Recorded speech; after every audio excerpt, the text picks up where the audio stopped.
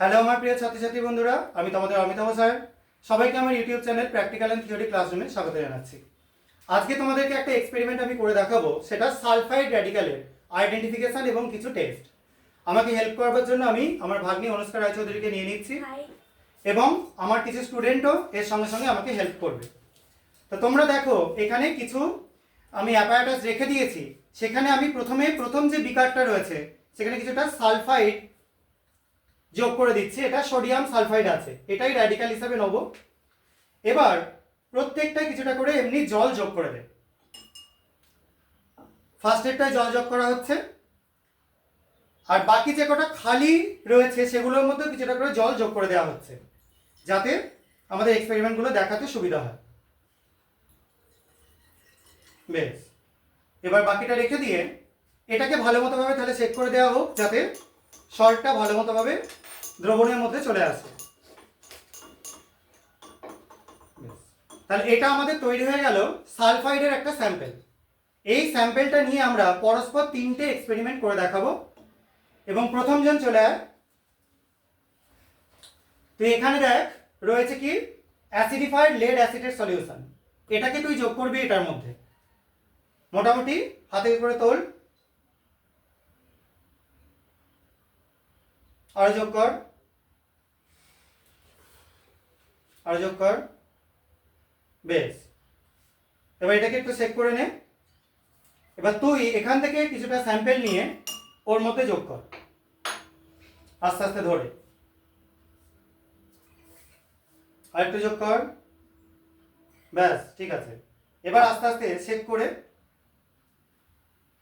ঠিক আছে, তুই এবার একটু হাতে করে সামনে দেখিয়ে দে।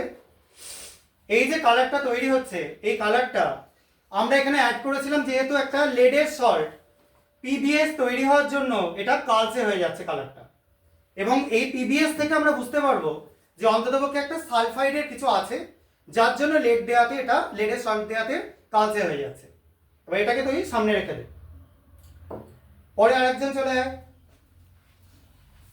তো এখান থেকে কপারের স্যাম্পেলটা নিয়ে সেকেন্ড এরটায় ঢেলে দে।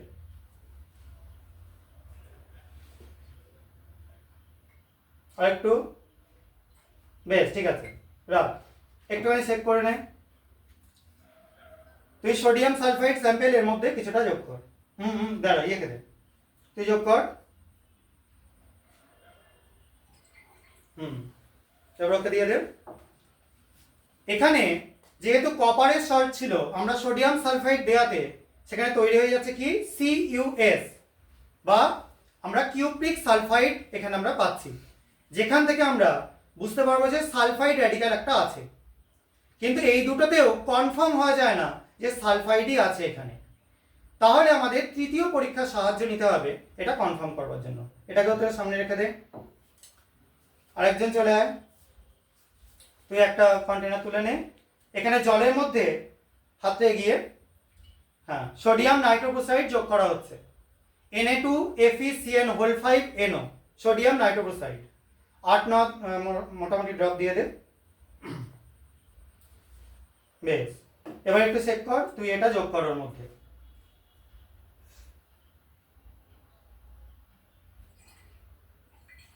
বেশ, আরেকটুখানি ওই স্যাম্পেল যোগ কর, সোডিয়াম নাইট্রোক্লোরাইড।